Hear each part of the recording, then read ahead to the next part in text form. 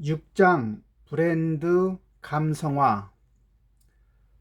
목차로는 제1절에서 소비자 충성을 가져오는 세 가지 감성, 첫째로 향수 버튼을 통한 감성화, 두 번째 긍정 버튼을 통한 감성화, 세 번째 사랑 버튼을 통한 감성화에 대해서 학습을 하고, 제2절에서는 오감 충족, 호스피탈리티, 첫 번째 고객 경험과 호스피탈리티, 두 번째 오감 만족 브랜딩을 학습하겠습니다.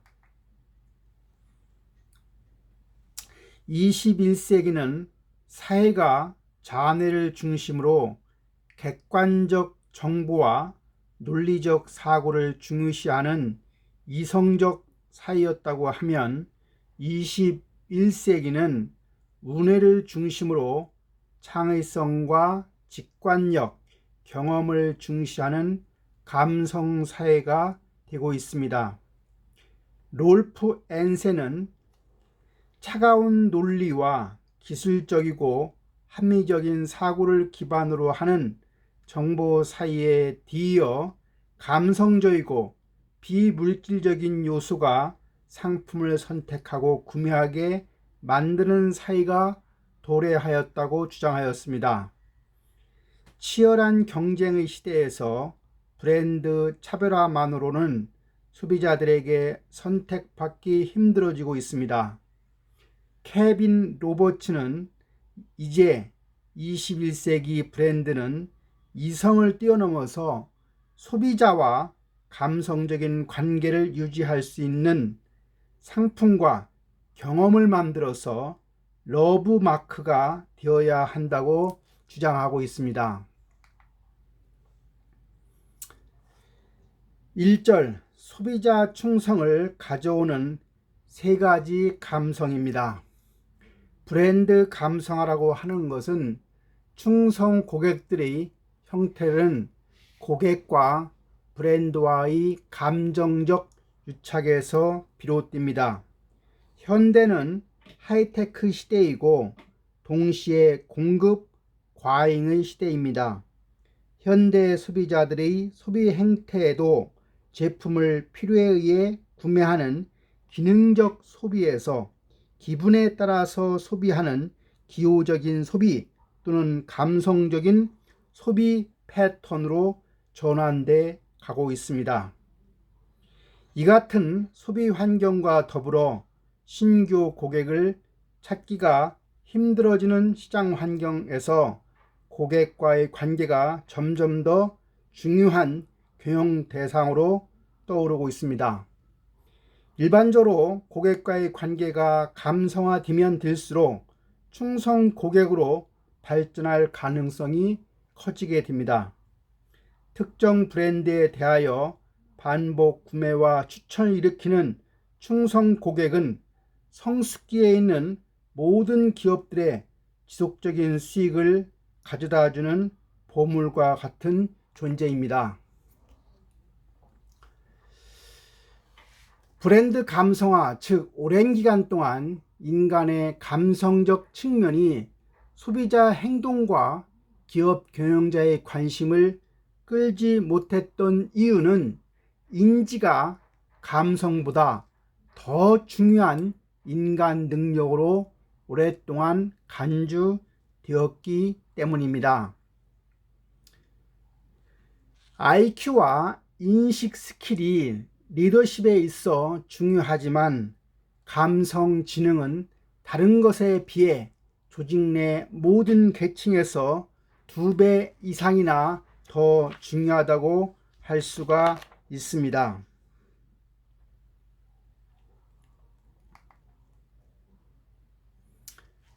(21세기) 소비자 행동에서는 유권자의 정치적 판단뿐만 아니라 브랜드 의사결정도 모두 감성이 보다 결정적인 핵심 요인이 되고 있습니다. 소비자와 브랜드 관계의 만족을 극대화시키려고 하면 소비자 마음속에 존재하고 있는 소위 감성 버튼, 에모션 버튼을 찾아서 자극시켜야 하는 것입니다. 아래 그림에서 보듯이 소비자 감성을 자극시키려고 하면 세 가지 향수 버튼, 사랑 버튼, 희망 버튼 세 가지를 자극시켜야 하는 것입니다. 데이비드 에델먼은 최근 인터넷이 소비자와 브랜드와의 관계를 맺는 방식을 근본적으로 바꾸어 놓았다고 했습니다. 즉, 구매 깔때기 모형인데 인터넷을 적극적으로 활용하는 소비자들은 한 번 브랜드를 구매한 후에 만족감을 가지고 자아 동일시를 통해서 특정 브랜드와 감성적으로 유착하기 시작하면서 이후에는 깔때기 모양이 사라져 버린다고 합니다. 위 그림에서 보듯이 처음에 많은 브랜드에 관심을 갖다가 좀 더 적은 브랜드에 관심을 갖게 되고 마지막으로 선택을 해서 구매로 이어지는 단계를 가는 겁니다. 최근 인터넷이 소비자와 브랜드와의 관계를 맺는 방식을 근본적으로 바꾸어 놓기 시작했습니다. 바로 소비자 결정 여행으로 이를 설명할 수가 있습니다. 누군가가 어떤 상품에 대해서 즐거움을 갖게 되면 그 브랜드에 대해서 옹호하게 되고 유대감이 형성되면서 그런 과정을 통해서 결국은 구매로 이어진다고 할 수가 있습니다. 새로운 소비자 결정 여행 이론이 등장하게 된 이유가 바로 감성이 소비자 행동을 지배하였기 때문에 그 시작으로 볼 수가 있는 것입니다.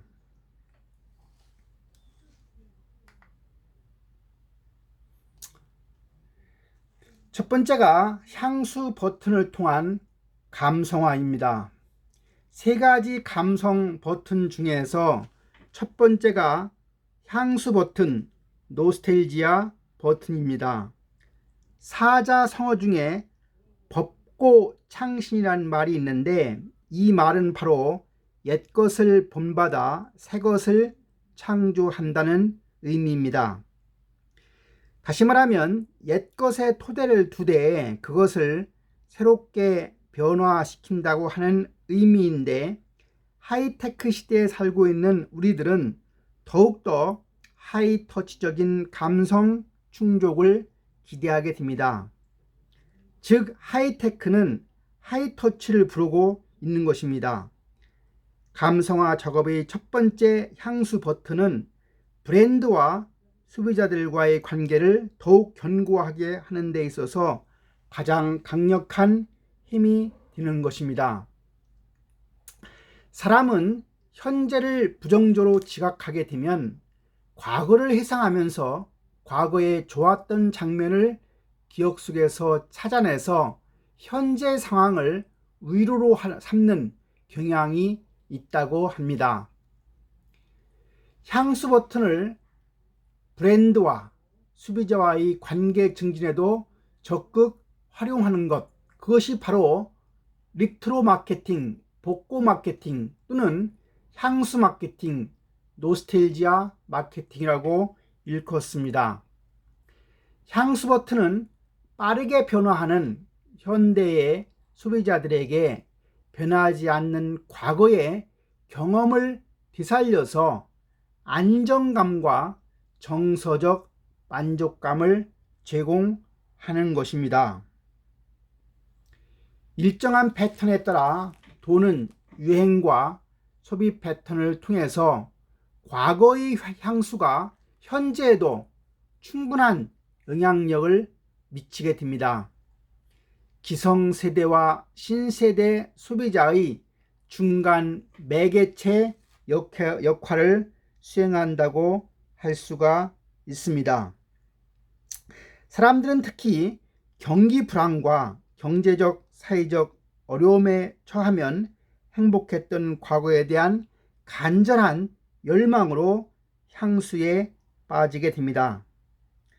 사람은 현재를 부정적으로 지각하면 과거를 회상하면서 현재의 위로를 삼는 경향이라고 말할 수가 있는 것입니다. 향수 버튼, 즉 노스텔지어를 형성하기 위해서 사용되는 주요한 재료들은 아마도 예를 들면 바다라고 할까요? 엄마, 학교, 인형, 첫사랑, 수학여행, 희귀 본능 등이라고 할 수가 있습니다. 향수 브랜딩입니다. 향수 버튼을 이용한 대표적인 브랜딩 사례는 과거에 선보인 제품이나 서비스를 다시 유행시키는 형태인 복고 마케팅, 향수 마케팅 사례에서 우리는 찾아볼 수 있습니다. 향수 마케팅은 과거의 제품을 그대로 다시 판매하거나 재현하는 경우도 있지만 대부분의 경우에 현대적인 트렌드에 맞춰 상품 특성과 디자인 등을 변형하는 것이 일반적입니다. 하나 예를 들면 해태라고 하는 상사는 1945년에 출시된 연양갱과 1961년에 출시된 크라운 산도를 당시의 제품과 비슷하게 디자인해서 추억의 올드 브랜드라는 컨셉으로 어필해서 매출액이 20% 이상 가까이 상승하였다고 하는 기록이 있습니다.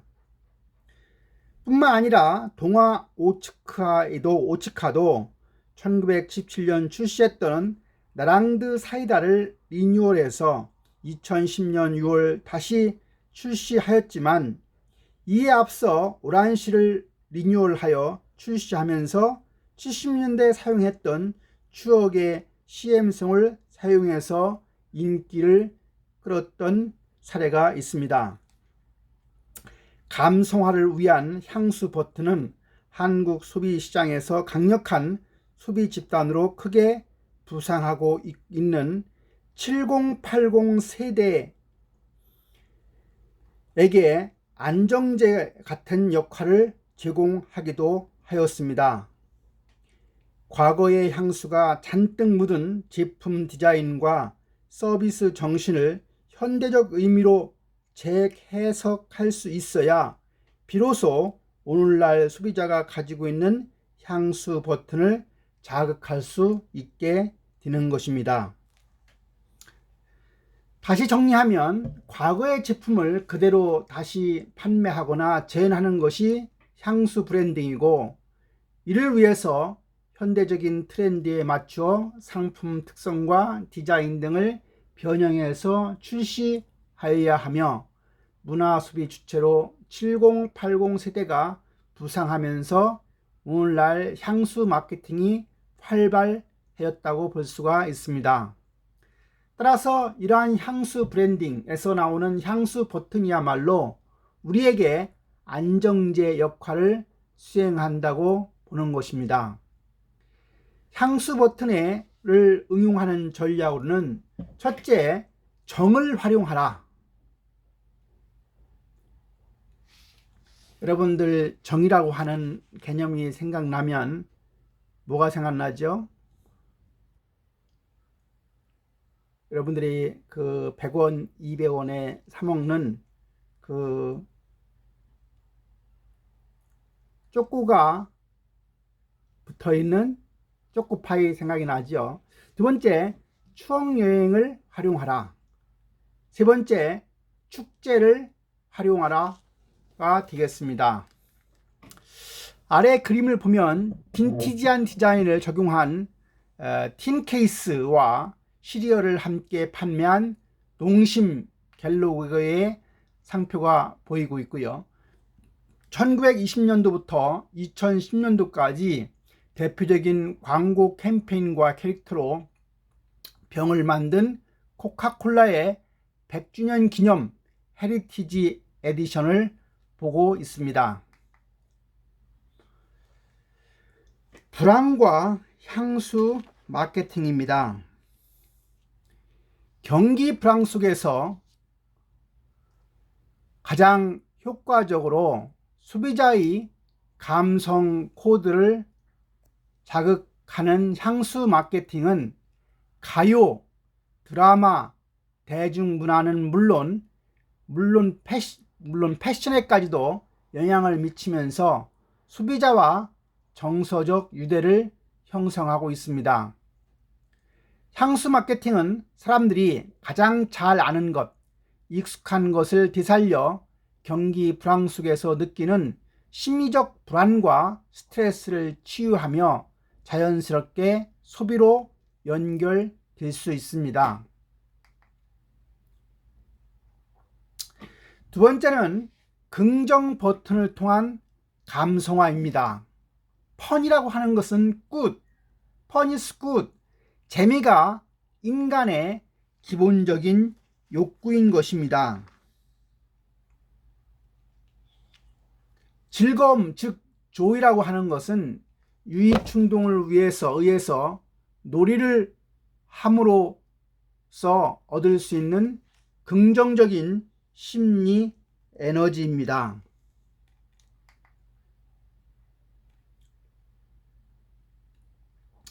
다음은 희망입니다. 최근 긍정 심리학에 대한 관심이 높아지면서 삶의 문제나 우울증 극복뿐만 아니라 의지력과 강점을 개발함으로써 긍정적인 삶의 자세를 가질 수 있는 방법에 대한 연구가 주목을 받고 있습니다. 인간이 가진 긍정적인 특질, 즉 희망, 낙관성 등은 스트레스와 같은 삶의 위험 요소의 영향으로부터 개인을 보호하는 완충 작용을 할 수 있습니다. 희망이론에서 희망은 기존의 정서적 측면에서의 희망에 대한 관점이 아니라 희망을 인간이 지닌 하나의 기질로 정의하고 있다는 점입니다. 그리고 희망의 인지적 측면과 목표 추구, 목표에 대한 동기의 특징 등 다양한 이슈가 연구되고 있습니다. 희망이란 자신이 바라는 목표를 이끌어낼 수 있는 지각된 능력이며 이러한 목표에 도달하기 위한 방법과 동기를 말하는 것이라고 정의할 수 있습니다. 미래의 성취를 위해 노력, 의지력, 인내와 같은 자기 조절을 매우 소중한 가치로 생각합니다. 스트레스 상황에 대한 대처 방법도 적극적인 문제 해결보다 인간관계를 통한 정서적 지원을 선호한다는 점입니다. 관계, 릴레이션십을 중시하는 전통적인 한국인 정서를 반영하였다고 볼 수가 있습니다. 목표 달성 과정에 있어서 감정적인 영향을 받기도 합니다. 고객의 일상에서 고객의 생각과 희망을 실현해 줄 수 있는 브랜드임을 강조해야 합니다. 차가운 논리와 기술적이고 합리적인 사고를 기반으로 하는 정보 사이에 뒤이어서 감정적이고 비물질적인 요소가 상품을 선택하고 구매하게 만드는 드림 소사이어티가 등장하고 있는 상황입니다. 개인과 기업 사이가 데이터나 정보가 아닌 스토리와 감성을 바탕으로 돈과 성공을 만들어가는 새로운 사회가 도래하고 있습니다. 이를 위해서 무엇보다 원활한 커뮤니케이션이 중요하다고 할 수가 있습니다. 꿈과 관련된 감성 시장을 보면 세 가지 모험, 관심, 신념이라고 하는 키워드가 중요합니다. 예를 들어서 이커머스 드림이라고 하는 청년 장사꾼 프로젝트에 도전하라고 하는 캠페인이 있었고, 꿈꿔라 젊음아 날아라 아시아나로 하는 캐치 프로그램도 있었습니다. 다음은 재미를 통한 브랜딩입니다. 첫 번째는 응원 마케팅입니다. 긍정 버튼을 구성하는 희망 요소를 활용하여 소비자와 커뮤니케이션을 할 때 많이 사용하는 방법 중에서 희망과 용기를 주는 응원의 메시지를 전달하는 것이 바로 응원 마케팅입니다. 그 예로 바카스하고 동아지역에서 하는 동아지역에서 하는 바카스가 바로 젊음, 희망, 용기라고 하는 슬로건 아래 대학생들한테 국토 대장정 팀을 꾸린 것이 바로 그 예라고 할 수가 있습니다. 두 번째는 자유 마케팅입니다. 긍정 버튼을 이야기할 때 자유는 이미지 광고로 사용하기에 편리한 점이 있어 브랜드가 좋아하는 하나의 요소로 대다수의 사람들은 자유라고 하는 요소에 강한 호감을 갖게 됩니다. 나만의 캠퍼스를 만들어주기 위해 달려가는 룰루랄라 캠핑카는 컨버스를 신은 고객이면 누구든 무료로 행사를 즐길 수 있는 것이 하나의 예가 되겠습니다. 세 번째는 드림 마케팅입니다. 전 세계 여성들이 화장대에 웰빙 열풍을 몰고 온 친환경 자연주의 화장품 아베다는 78년도에 창립자 호스트 레겔 바커가 순수 꽃과 식물을 기초로 만들기 시작해서 피부 자극을 줄인 화장품을 통해 전 세계 여성들에게 많은 인기를 얻은 경우입니다.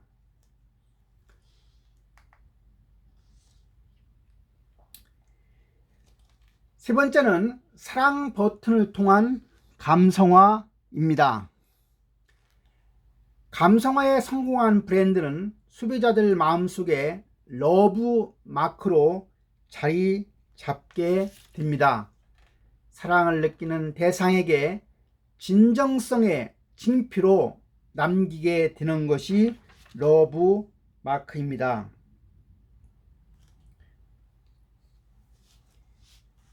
브랜드 러브 마크는 기존의 히트 브랜드의 두 가지 요소가 추가적으로 더해져야 만들어질 수가 있습니다. 첫 번째는 브랜드가 러브 마크가 되기 위해서는 존경이라고 하는 요소가 추가적으로 더해져야 합니다. 두 번째는 존경에 추가해서 유혹과 사랑이라고 하는 요소가 더해지면 소비자에게는 특정 브랜드와 자신을 동일시하게 하는 강한 유인이 발생하게 됩니다. 사랑을 활용한 브랜딩은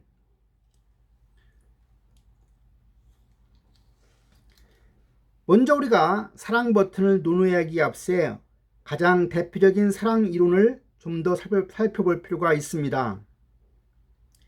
지능 연구의 대가인 로버트 스턴버그와 수잔 그레이잭이 사랑 경험이 있는 18세부터 70세 미만의 남녀 85명을 대상으로 조사한 결과에 의하면 사랑은 크게 열정, 친밀감, 책임감이라는 세 가지 요소를 통해 만들어진다고 합니다.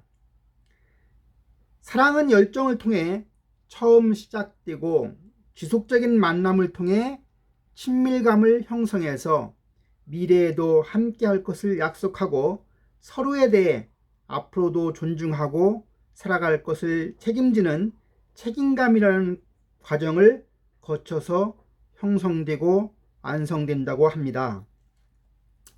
남녀관계에 기초한 사랑의 세 가지 요소가 소비자와 브랜드 관계에서 비슷하게 작용할 수가 있다는 전제하에서 사랑 버튼은 시작됩니다.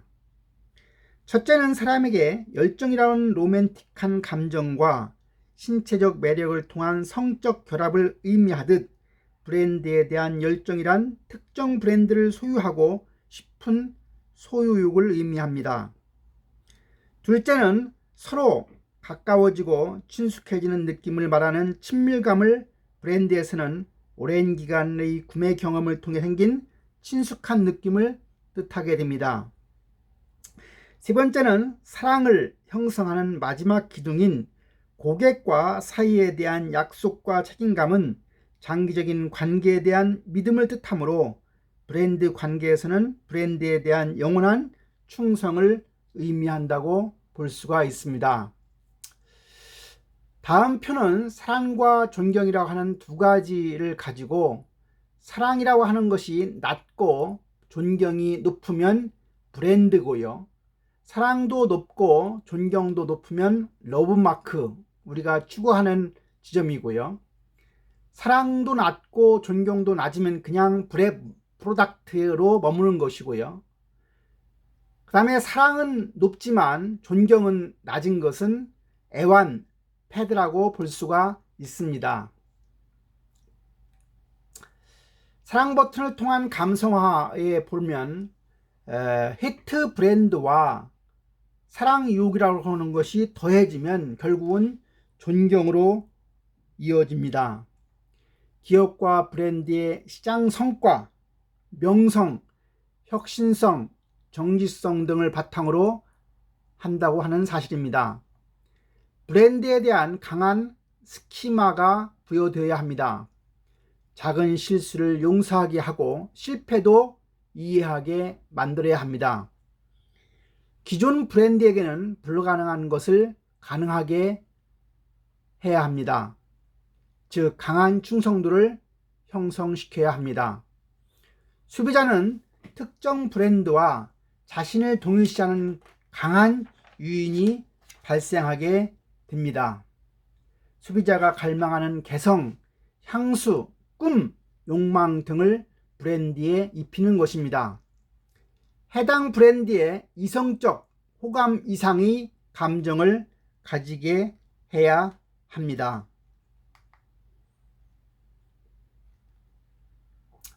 사랑에는 세 가지 요소, 아까 열정, 친밀감, 책임감이 있다고 했고, 이를 열정, 친밀감, 책임감 세 가지가 이어지면 사랑이 완성되는 것입니다.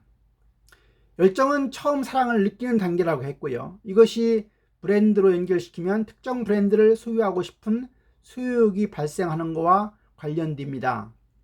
친밀감은 사람이라고 하는 측면에서 보면 지속적인 만남을 통해 형성된다고 하면, 브랜드와 관련시키면 오랜 기간의 구매 경험을 통해 친숙한 느낌을 가지게 되는 것입니다.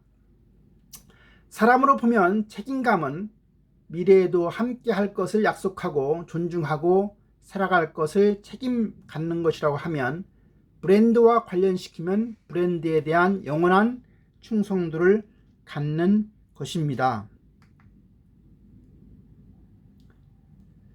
사랑 버튼을 통한 감성화를 보면 유형의 1단계가 소꿉친구 사랑입니다. 소꿉친구 사랑은 친근감만 높고 열정과 책임감은 낮습니다. 탐닉적 사랑은 열정이 가장 높고 친근감과 책임감은 낮습니다. 실리적 사랑은 책임감은 높고 친근감과 열정은 낮습니다. 낭만적 사랑은 친근감과 열정은 높지만 책임감은 낮은 것입니다. 가족 같은 사랑은 열정은 적지만 친근감과 책임감은 높습니다. 복종적 사랑은 친근감은 낮지만 열정과 책임감은 높은 것입니다.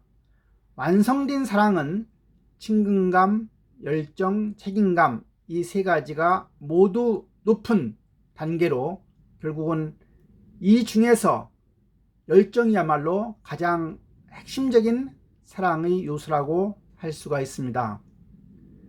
따라서 7단계 유형인 완성된 사랑은 지속적으로 히트 상품을 출시하며 소비자와의 돈독한 관계를 강화하는 프리미엄 장수 브랜드에서 나타난다고 할 수가 있습니다. 이렇게 해서 1절을 마치도록 하겠습니다. 수고하셨습니다.